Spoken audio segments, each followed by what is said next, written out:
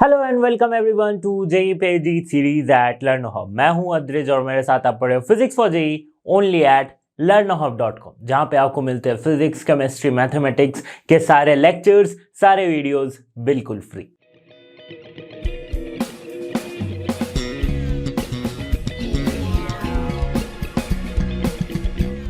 Student, इस video में हम कुछ इंपॉर्टेंट क्वेश्चंस देखेंगे, इंपॉर्टेंट न्यूमेरिकल्स देखेंगे जो कि जेई पॉइंट ऑफ व्यू के लिए इंपॉर्टेंट हो सकते हैं।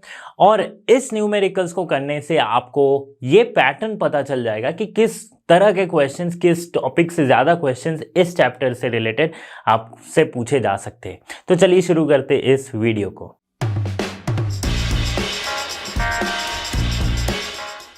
क्वेश्चन नंबर 1 हमारे पास क्या है? Proton, neutron and alpha particle of the same kinetic energy are moving in a circular trajectories with constant magnetic field. ठीक है, the radii of proton, neutron and alpha particle are respectively rp, rd and r alpha. Which one of the following relations is correct? Relation हमें दिया गया है radius of alpha particle proton और neutron के बीच का। ठीक है, ये रेडियस का रिलेशन है। हमारे पास दी क्या गई है कि काइनेटिक एनर्जी तीनों की सेम है जब वो मूव कर रहे सर्कुलर पाथ में इन अ मैग्नेटिक फील्ड।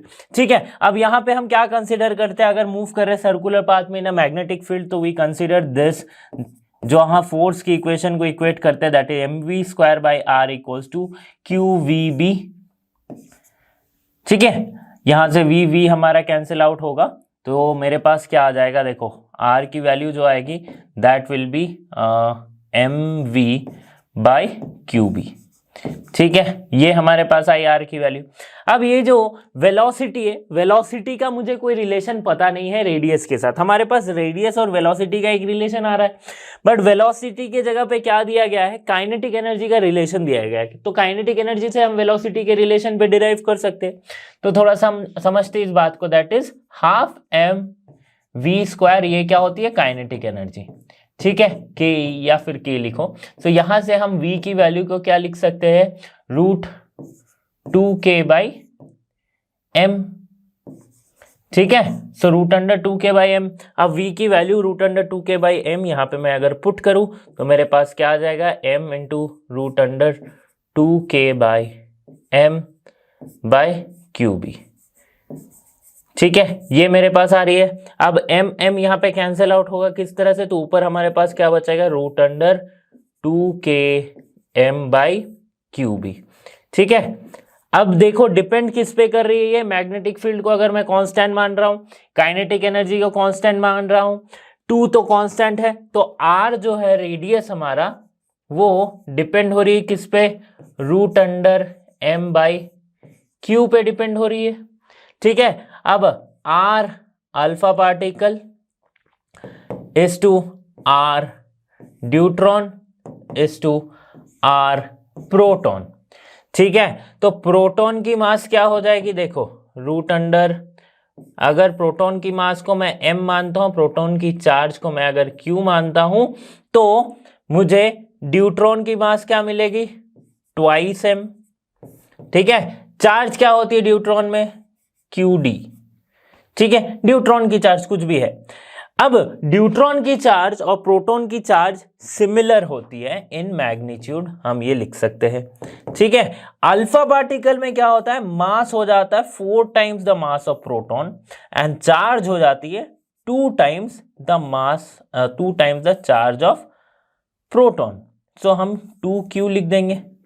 ठीक है, 2q लिख देंगे। 2 कैंसिल आउट हुआ हमारा, तो यहाँ पे आया 2m। सो √2m/q।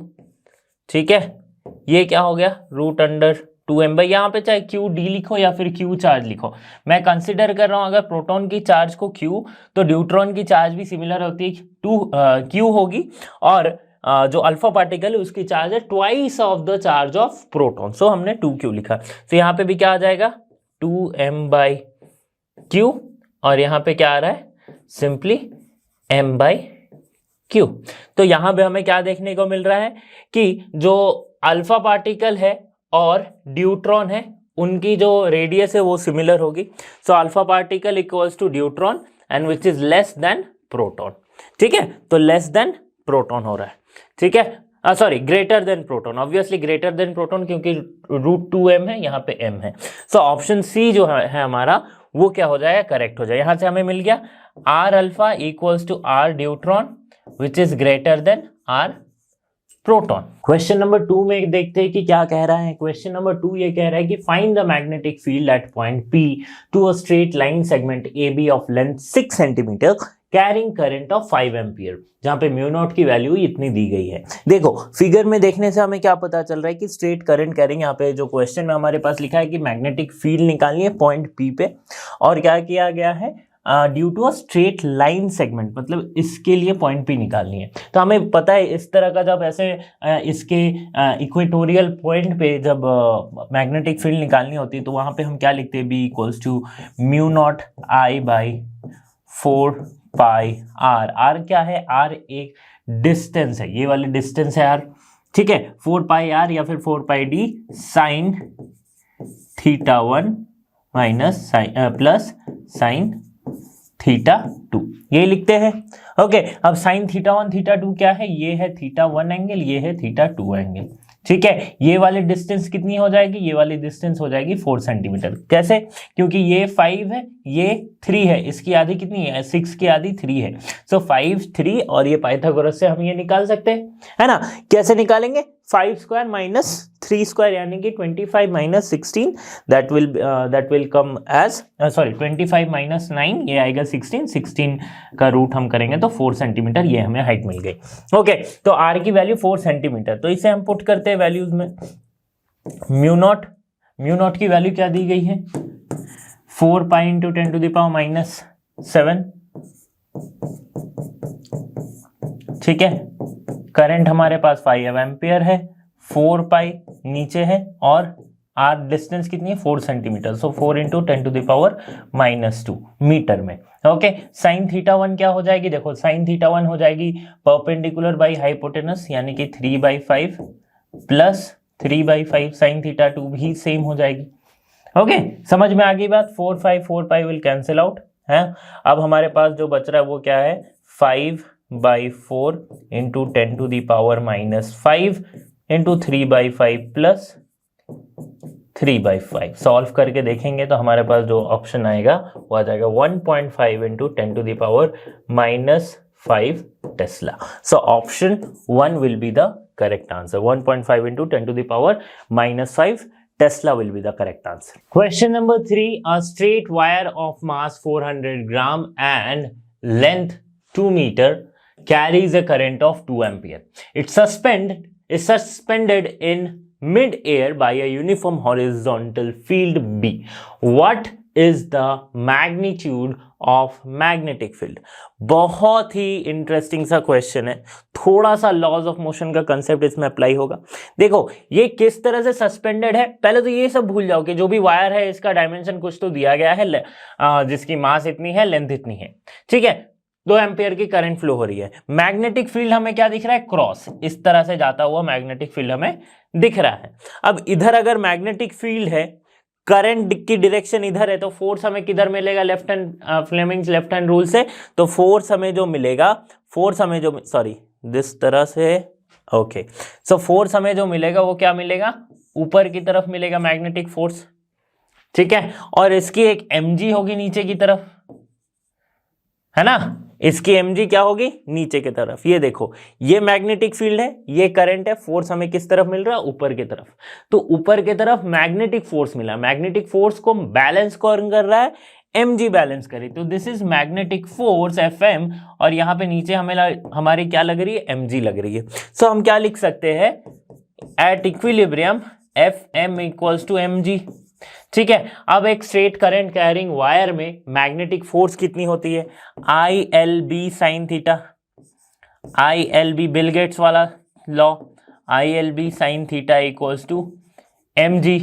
ओके, साइन थीटा कितनी है, L और B के बीच में एंगल कितना है, लेंथ इधर है, मैग्नेटिक फील्ड इस तरफ है। साइन थीटा की वैल्यू यानी कि कितनी हो गई, थीटा की वैल्यू हो गई 90 डिग्री, साइन थीटा साइन 90 की वैल्यू हो जाएगी 1।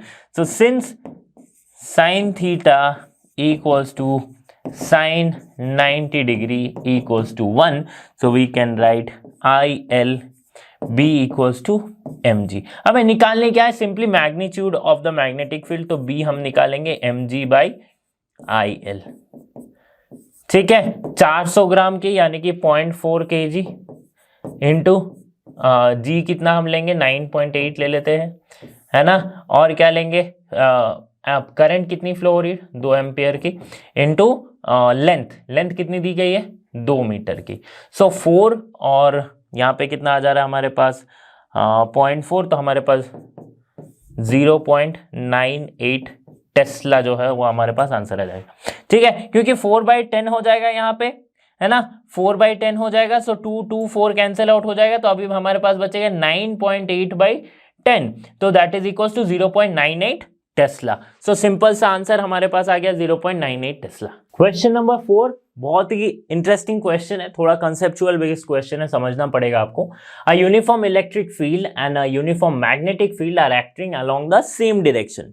ठीक है, in a certain region, if an electron is projected in the region such that its velocity is pointed along the direction of the fields, then the electron will turn towards right of direction of motion, speed will decrease, speed will increase, will turn towards left of the direction of motion। समझना बहुत जरूरी है कि यहाँ पे क्या दिया गया है, मैग्नेटिक फील्ड और यूनिफॉर्म इलेक्ट्रिक फील्ड दोनों ही, यूनिफॉर्म इलेक्ट्रिक फील्ड भी एक डायरेक्शन में और उसी डायरेक्शन में मैग्नेटिक फील्ड है।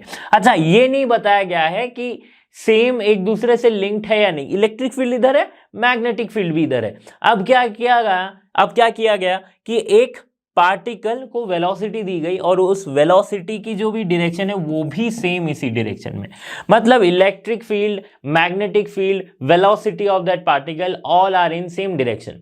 तो इस पार्टिकल पे कोई फोर्स अप्लाई होगा क्या?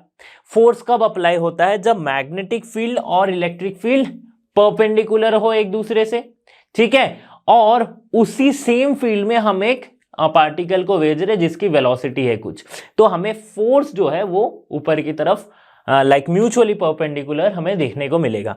तो अगर यहाँ पे क्या होगा, हमें फोर्स 0 मिलेगा तो वेलोसिटी क्या होगी, धीरे धीरे डिक्रीज होते जाएगी। सो ऑप्शन कौन सा करेक्ट हो जाएगा? ऑप्शन सी जो है, speed will not option C, option B जो है हमारे पास, स्पीड विल डिक्रीज। ठीक है, क्योंकि और कोई मूवमेंट नहीं होगा। स्पीड इंक्रीज होने के लिए या फिर डायरेक्शन चेंज होने के लिए हमें फोर्स चाहिए, है ना। अब फोर्स अगर है नहीं, वैसे तो स्पीड डिक्रीज होने के लिए भी चाहिए, बट यहां पे क्या किया गया है कि ये नहीं बताया गया कि एक यूनिफॉर्म वेलोसिटी से भेजा गया है। तो यूनिफॉर्म वेलोसिटी से अगर नहीं भेजा गया है तो धीरे धीरे वो वेलोसिटी उसकी डिक्रीज होगी। ओके, सो ऑप्शन बी हमारा क्या हो जाएगा, वो क्वेश्चन ऑप्शन बी जो है वो करेक्ट हो जाएगा। Question number 5, the magnetic field at the centre P will be. देखो यहाँ पे ऑप्शन को एक बार ध्यान से देखो कि ऑप्शन में हमारे पास क्या दिया है, डॉट और क्रॉस, ये क्या बताती है, मैग्नेटिक फील्ड की डायरेक्शन बताती है। ठीक है, अब हमें क्या पता है, स्ट्रेट करंट कैरिंग वायर है, इसमें मैग्नेटिक फील्ड कितनी होती है, B equals to μ0 I by 4π R या फिर 4π D, कुछ भी लिखो। ठीक है, सॉरी नॉट 4π, 2π D, है ना, 2π D ये होती है। अब एक बार इसके वजह से होगी पैरेलल जो वायर्स है जो हमने पढ़ा था, तो एक बार इस वायर के वजह से, एक बार इस वायर के वजह से, तो B1 एक होगा, एक B2 होगा। सो B1 अगर मतलब मैग्नेटिक फील्ड में कह रहा हूं, B1 के वजह से होगा और एक B2 होगा। ठीक है, इस वायर और इस वायर की वजह से। सो B1 अगर मैं कैलकुलेट करूं तो क्या मिलेगा मुझे, μ0 I1 करंट कितनी यहाँ पे 5 एम्पियर की। सो 5 एम्पियर इंटू 2π D कितना हो जाएगा, डिस्टेंस देखो 2.5 मीटर। सो 2.5 कर लिया। अब डायरेक्शन इंपॉर्टेंट हो जाता है, या इसके वजह से डायरेक्शन क्या आएगी, डॉट। ठीक है, गोइंग इनसाइड, सॉरी क्रॉस आ जाएगा, गोइंग इनसाइड, क्रॉस आ गया। ओके, नाउ B2 हमारे पास, अच्छा इसको सॉल्व भी कर लेते हैं, B1 को ही पहले सॉल्व कर लेता, तो हमारे पास क्या आ जाएगा, दिस इज 5। सो हमारे पास आया μ0 A by pi cross. Okay, μ0 A by pi आ गया। कैसे, 5 है ऊपर, 2 इंटू 2.5 इक्वल्स टू 5 कैंसिल हो जाएगा। μ0 A यहाँ पे नहीं आना चाहिए, μ0 बाई पाई, A तो यूनिट है, सॉरी मैंने देखा गलती से यहाँ पे ए लिख दिया था, so mu naught by A. B2 similarly क्या हो जाएगा हमारे पास, B2 हमारे पास है mu not into 2.5 ampere by 2 pi D कितना है 2.5, सो 2.5 हमारा कैंसिल आउट हो जाएगा। इसके वजह से क्या हो रहा है, डॉट आ रहा है हमारे पास, है ना, डॉट आ रहा है। सो B2 क्या हो जाएगा, B2 हमारे पास आ जा रहा है mu naught by 2 pi dot. ठीक है, अब नेट जो होगा B that is equals to B1 minus B2। ठीक है, B1 माइनस B2 होगा, तो डायरेक्शन कौन सा लगेगा, जिसका बड़ा है यानी कि जिसका मैग्नीट्यूड ज्यादा है उसके डायरेक्शन को हम कंसीडर करेंगे। सो B1 क्या है हमारे पास mu naught by pi, B2 हमारे पास है म्यू नॉट बाई 2 पाई। ठीक है, सो यहां से हमारा अगर मैं कंसिडर करूं 2 पाई को, सो क्या आ रहा है हमारे पास 2 mu naught minus mu naught, यानी कि म्यू नॉट बाई 2 पाई। ठीक है, म्यू नॉट बाई 2 पाई हमारे पास आ रहा है।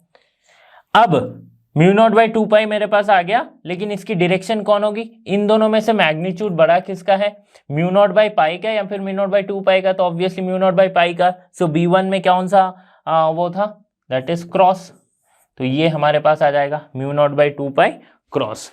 देखो है क्या option, mu naught by 2 pi cross, option D is the correct answer.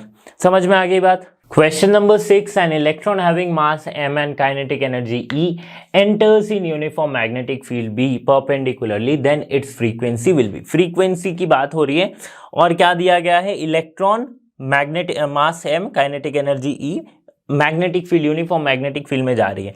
तो हम क्या जानते हैं, देखो जब भी इस तरह से हो जाए तो हमें ये फोर्स वाली इक्वेशन इक्वेट कर दी, mv²/r इक्वल्स टू qvb।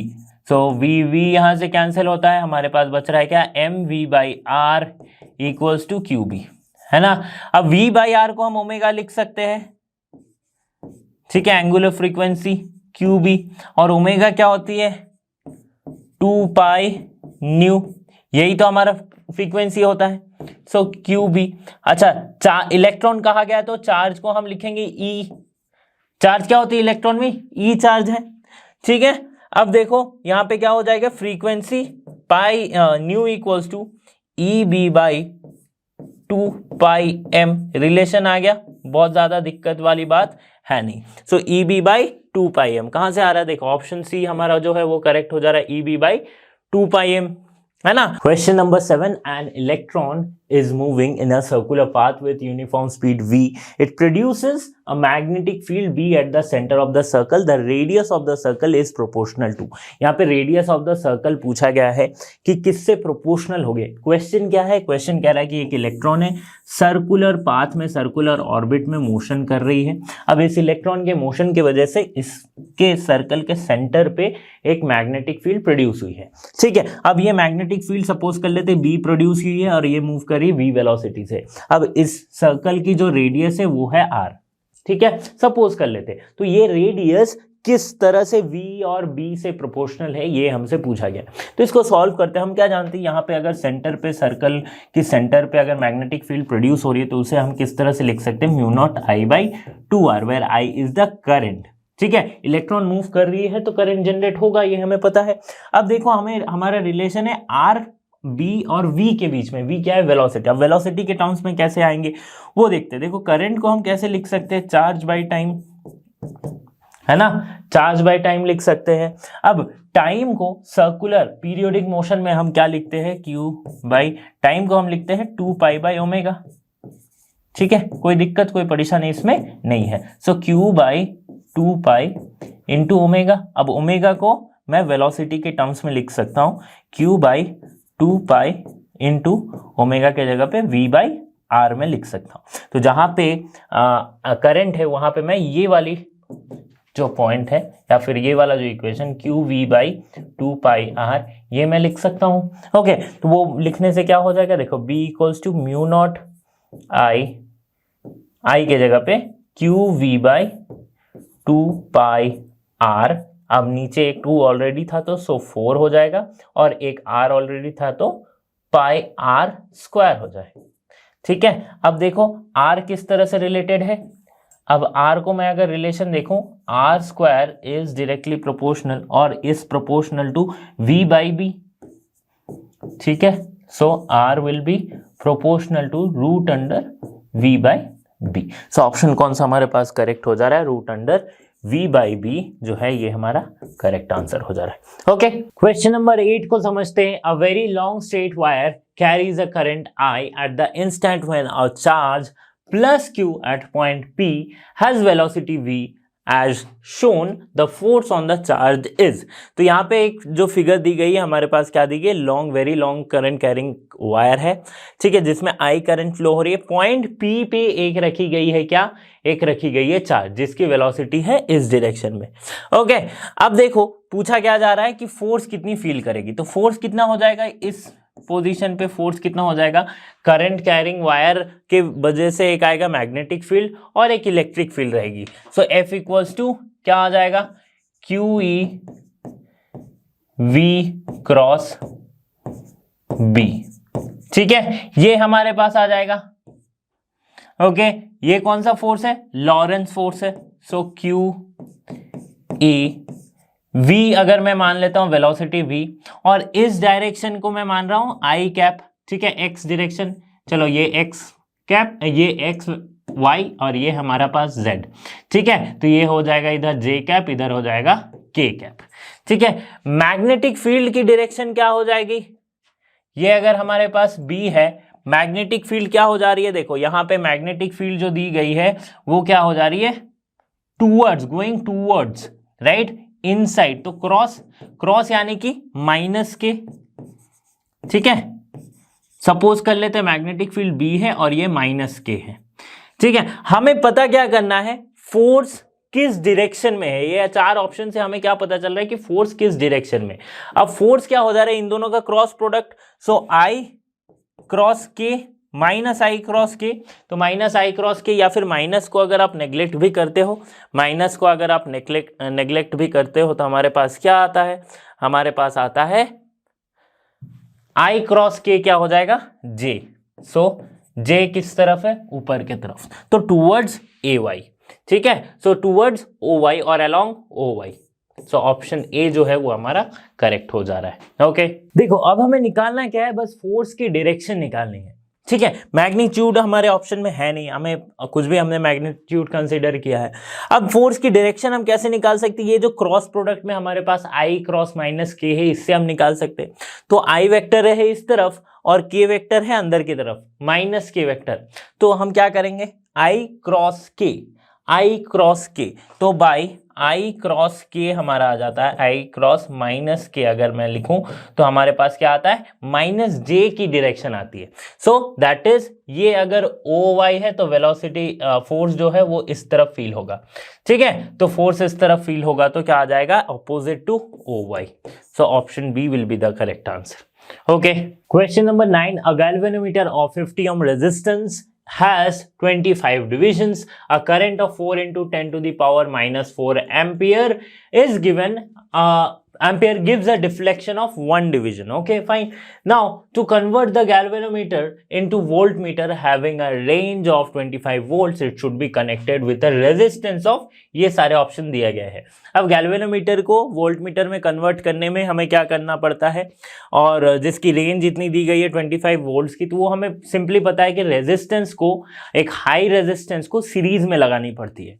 ठीक है, किस में लगानी पड़ती है, सीरीज में लगानी पड़ती है। तो ये तो हमें पता चल गया कि सीरीज ही होगा आंसर, इन दोनों ऑप्शन में से कोई एक होगा। ये दोनों ऑप्शन वैसे ही नेग्लेक्टेड हो जाते हैं, शंट में नहीं लगाना पड़ेगा। सीरीज में अगर मैं लगाता हूं तो सीरीज में अब रेजिस्टेंस कितनी होगी, ये मुझे कहां से पता चलेगा कि V equals to I G, current in the galvanometer into resistance of galvanometer plus R. तो वोल्ट हमारे पास दिया गया है कितनी, 25 वोल्ट की रेंज है। करंट हमें पता नहीं है, करंट हमें निकालनी है आई जी, और आर जी कितना है, Rg है रेजिस्टेंस इन गैल्वेनोमीटर, वो दिया गया हमारे पास 50 ओम। सो 50 ओम मैं डाल दूंगा प्लस R, तो R की वैल्यू पता करनी होगी। ठीक है, करंट की वैल्यू कितनी दी गई है, देखो Ig मैं कैसे निकालूंगा, 25 divisions into total current, current कितना है 4 into 10 to the power minus 4, 10 to the power minus 4 से 4 into 10 to the power minus 4 से ये 25 डिविजन्स को मैं मल्टीप्लाई करूंगा तो मुझे करंट मिल जाएगा। ठीक है, तो ये कितना हो जाएगा 25 इंटू 4 यानी कि 10 टू द पावर माइनस 5 हमारे पास आ जाएगी, 100 10 to the power 2 and 10 to the power minus 2 आ जाएगा, सॉरी नॉट 5, क्योंकि यहाँ पे आ रही क्या 25 इंटू 4 हो रहा है हमारे पास 100, 100 यानी कि 10 to the power 2, 10 to the power 2 into 10 to the power minus 4, तो हमारे पास 10 टू द पावर माइनस 2 आ रही है। ठीक है, अब देखो कैलकुलेट करते हैं 25 into 10 to the power minus 2 into 50 plus R, so 50 into 10 to the power minus 2 ये हो गया, और एक क्या आ जाएगा मेरे पास, सिंपल सी बात है 50 प्लस आर को करो, देखो इस तरह से सॉल्व करते हैं, इसको ज़्यादा तकलीफ में नहीं डालते, ये 10 टू द पावर माइनस 2 को इधर हम डिवाइड करेंगे, that is 25 into 10 to the power minus 2, जो ऊपर जाके हो जाएगा 10 टू द पावर 2, तो हमारे पास आ गया 50 प्लस आर, ये 2500, ठीक है, ये 50 plus R, so R equals to कितना आ जाएगा 2450 ओम। ठीक है, समझ में आ गई, तो 2450 इन सीरीज हो जाएगा। ठीक है, समझ में आ गई क्या हुआ, 2500 से 50 कैंसिल हो गया तो 2450। Okay fine. क्वेश्चन नंबर 10 हमारे पास क्या है, under the influence of a uniform magnetic field a charge particle moves with a constant speed v in a circle of radius r, the time period of rotation of the particle is। ये JEE का question है, बहुत ही आसान सा question है, JEE का question है। देखो किस तरह से सॉल्व करेंगे, थोड़ा उससे सोचेंगे हम कि influence of uniform magnetic field कहा गया है, चार्ज पार्टिकल है, तो फिर आपका दिमाग कहाँ चले जाना चाहिए, mv² by R equals to qvb। ठीक है, तो हमें पूछा गया है कि टाइम पीरियड ऑफ रोटेशन, ये जो घूम रही है उसका टाइम पीरियड क्या है। तो हमने अभी कुछ देर पहले फ्रीक्वेंसी की फॉर्मूला निकाली थी, फ्रीक्वेंसी क्या निकाला था, अगर इलेक्ट्रॉन है तो EB बाई 2πm, तो अगर कोई भी चार्ज है तो क्या लिखेंगे QB बाई 2πm, ये हमने निकाला था फ्रीक्वेंसी के लिए कुछ देर पहले, 2-4 क्वेश्चन पहले ही हमने ये निकाला था फ्रीक्वेंसी को। ठीक है, अब फ्रीक्वेंसी हमने निकाल लिया तो टाइम पीरियड क्या होती है 1 by frequency, so time period equals to reciprocal of frequency, यानी कि क्या आ जाएगा 2πm बाई QB। ठीक है, ये आ गया मेरे पास टाइम पीरियड, तो टाइम पीरियड इक्वल्स टू क्या हो जाएगा 2πm बाई QB, है ना। अब देखो नोटिस कर लो कि क्या यहां पे हो रहा है, डिपेंड्स और आर नॉट ऑन वी, नहीं, it is independent of both V and R. तो ऑब्वियसली ये करेक्ट हो जा रहा है कि ना तो वी पे डिपेंड कर रहा है ना ही आर पे डिपेंड कर रहा है, डिपेंड्स ऑन बोथ ये भी गलत हो जा रहा है, depends on V not on R ये भी गलत हो जा रहा है। तो ऑप्शन बी जो है हमारा वो क्या हो जाएगा, सही हो जाए, ना ही ये रेडियस पे डिपेंड कर रहा है ना ही वेलोसिटी पे डिपेंड कर रहा है। किसकी, सोचने वाली बात है। देखो charge particle in magnetic field, इसकी टाइम पीरियड ना तो इसकी रेडियस पे डिपेंड कर रही है ना ही इसकी वेलोसिटी पे डिपेंड कर रही है, तो डिपेंड किस। स्टूडेंट्स यहाँ पे हमने कुछ क्वेश्चन सॉल्व किए जो कि इंपॉर्टेंट है from the chapter magnetic effects of current. तो इसी तरह के वीडियोस के लिए आपको लर्नो हब के साथ बने रहना है, क्योंकि लर्नो हब फ्री है पर बेस्ट है। So thanks for being here and have a great day.